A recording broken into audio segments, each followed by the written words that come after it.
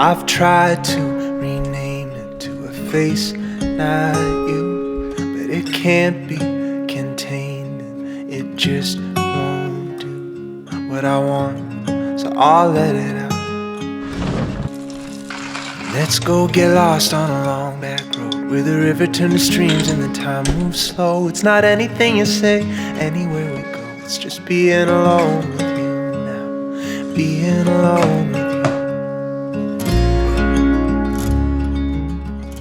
Welcome back. Welcome back, friends. Now, obviously, you've seen glimpses of the inside of the house. It's looking a little different from last episode. It's all going on. It's one thing to be building a tiny home yourself, but to be building a tiny home yourself while living out of it is a completely new challenge. So we're going to bring you along for a day in the life, starting always the same, having a fresh cup of coffee with our lovely little neighbours.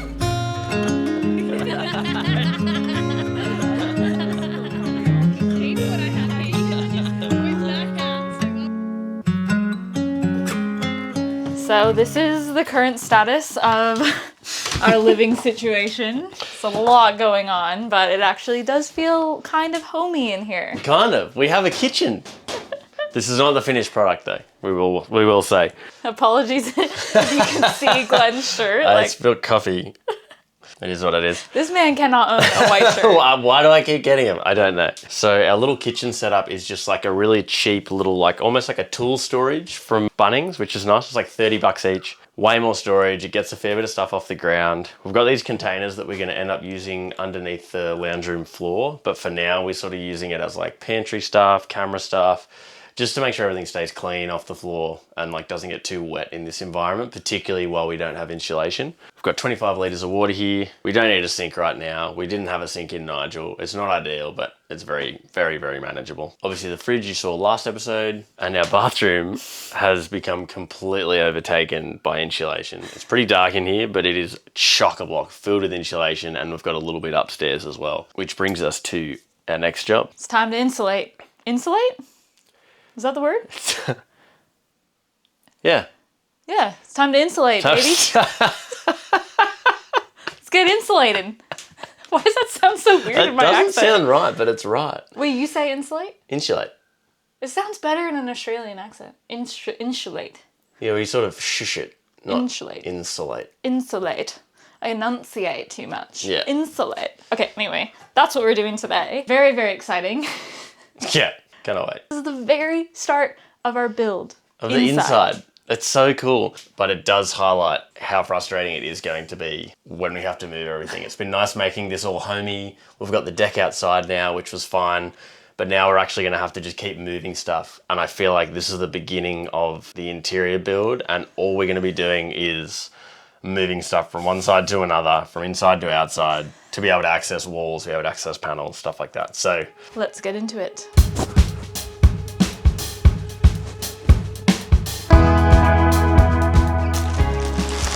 Notice how Glenn is opening this package, not me. We'd still be here half the day through. If you know, you know from one of our recent videos. I'm not very good at opening things, but you know, we're getting there. Trying to find the pieces only to make it last the night. Nice. And waiting for the hours to fall into the morning light. Counting the minutes, the time will move us north. So now we've got to get under here, which we've used for all our storage. One of the added benefits of living in it while working on it. However, having the deck is a really big plus, and another reason why we wanted to do it is that now when we do need to move stuff and it's not raining, we can chuck it all outside. Forgot about these. So Glenn and I went to a beautiful ceramic studio and we made our own mugs and bowls. I completely forgot that we did this, but yeah, we wanted to make it so that all of the cups and bowls and stuff and plates that we have in the tiny are ones that either we've made or they're made by an artist. And this is what I made. How cute. All right, I'm going under. You going down under, Glenn? Wow, there's so much space under here. Well, oop, is that your hand? Hi there. Hi.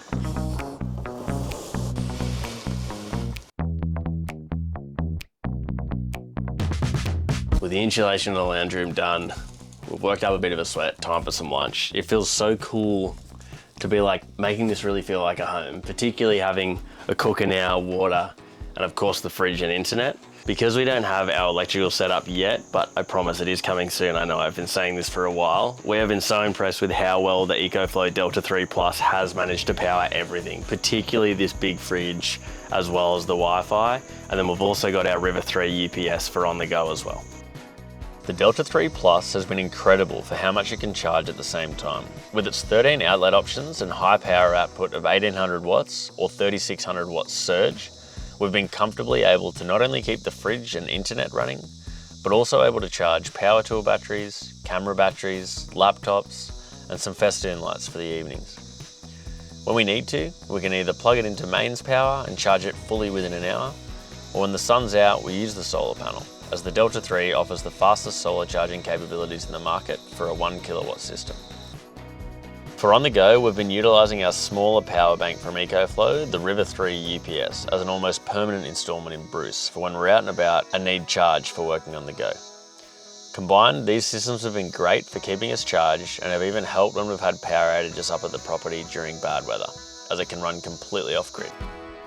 While this won't be our full-time power setup, it's great knowing that if we ever find ourselves short on power, needing a backup, or for more power on the go, we've got reliable power banks that we know can keep the necessities powered. For more details on the EcoFlow power banks, visit the link in our description. We're gonna chow these babies down. I'm so hungry, and then we're just gonna get stuck back into the installation. I need to get through. Oh, no, you stay there. Oh no! Hey, bud.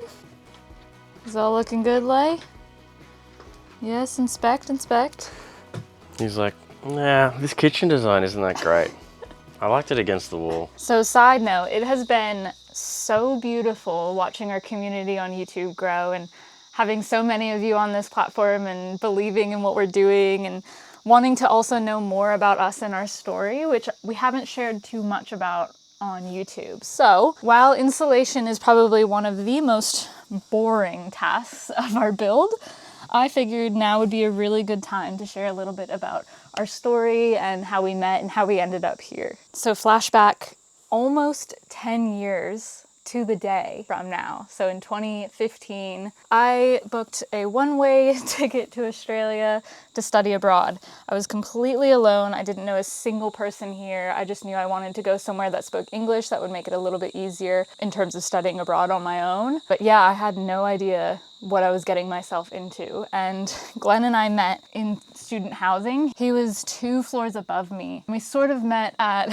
a little gathering that the student housing was having, and we hit it off straight away, but it was always that thought in the back of our minds of I had to go home at the end of the semester. And if you don't know, Australia is so far away from the US, so it was always that kind of like, we like each other, but it can't get too serious. Until one day, Glenn decided, I'm gonna give it a go. What if I move to the States and live with you while you finish your university degree?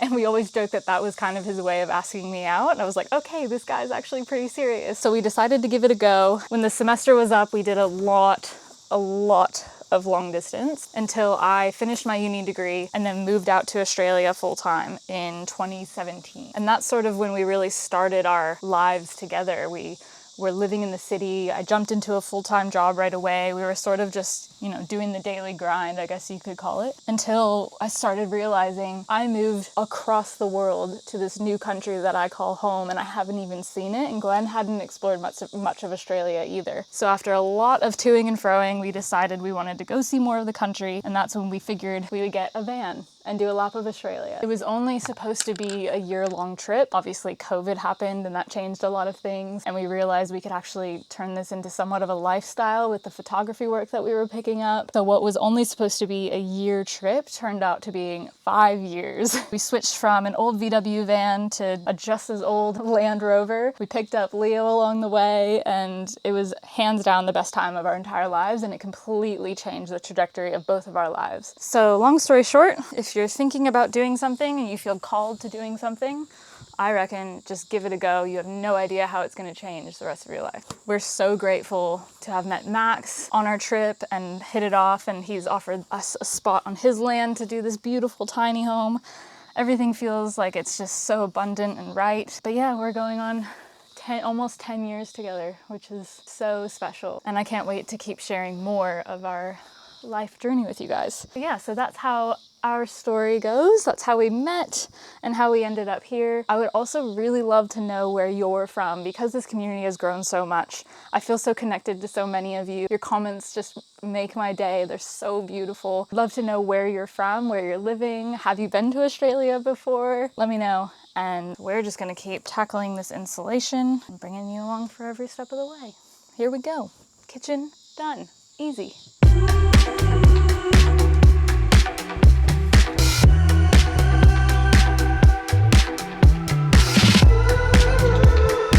Now, it wouldn't be a day in the life without Leo and his trusty frisbee.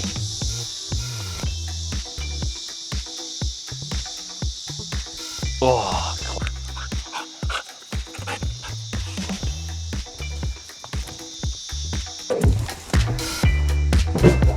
Let me help you there. there we go. I'm helping. This is bonding. You might call it a date. Building a home together is so romantic, is it not?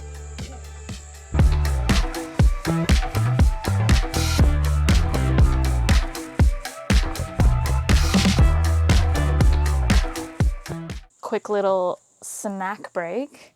Just gonna have some carrots, but one thing about Leo is that he loves carrots. Like, that is probably his favorite thing in the world. So I bet you anything when I bite into this carrot, he's gonna come around the corner and watch.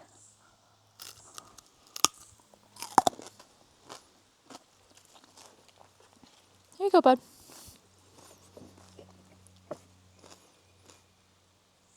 Yeah. Nice. Little snack.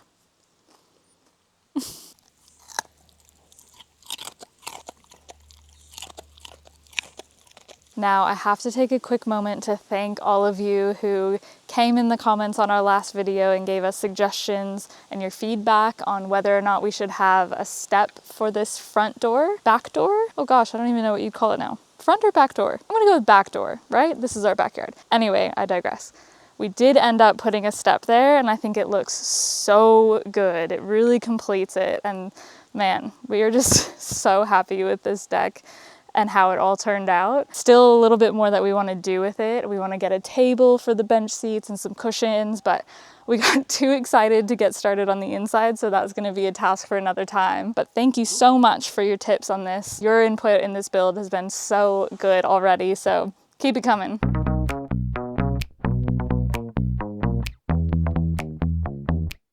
I've just checked the surf cam and the surf looks so fun. It's really nice and sunny, and we've been just working our little bums off. So I reckon we can try to get the other guys to join, and we're just gonna go for a quick surf. Glenn? Yeah? What do you think? You keen? Absolutely. Let's go. Let's do it. You're coming with.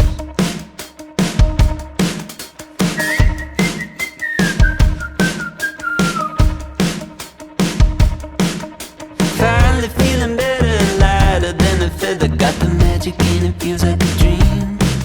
We wake up in the morning, California calling. Got the summer dancing under our feet. Nice, it's nice. Look who's here! I'm here to grab the scraps. Woo. Oh, it's so beautiful.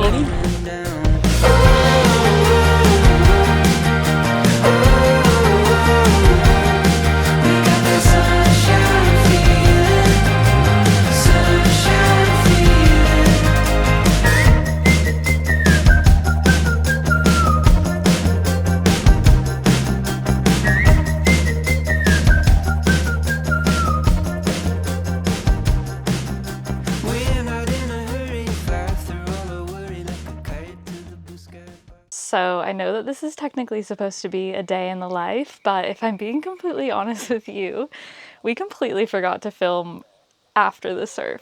We were just so in the moment and so excited and so exhausted after the day that we just completely forgot to film. But we actually have a very exciting Arvo planned today, which is the next day. Eamon and Beck are coming over. Max and Grace are setting up a really beautiful little tablescape for us. We're gonna have some good food, some drinks. Glenny's making his famous nachos burritos, which I'll tell you more about soon. And between you and me, we're just gonna pretend that this is all the same day, okay? Here we go. Best parts about Max's property and the commune is this insane veggie patch. I feel so wholesome whenever I come to the veggie patch and get things to eat. Most commonly, the spinach, which is just going gangbusters. I feel like we can't eat it enough. It's a bit out of control, but a good problem to have. On the menu tonight is nachos burritos, my specialty. Well, still a white person taco night, but it's gonna be damn tasty. Made even better with fresh spinach from the garden. I feel like we're on Glenny's cooking show. Should this be a spin-off? It's just like Glenn's With cooking. terrible recipes, No! but yummy. How are they Let's terrible? Go inside. Let's see how the meal's coming along. Yeah, cook us some dinner, Glenny.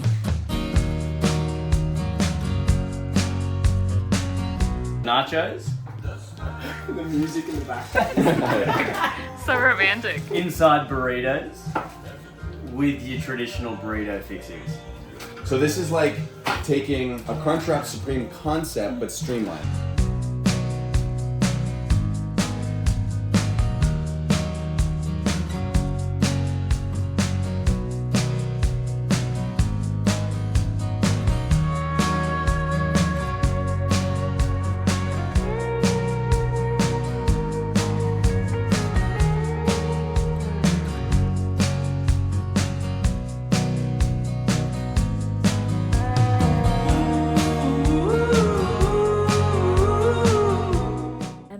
Friends, I think we're going to call it a night.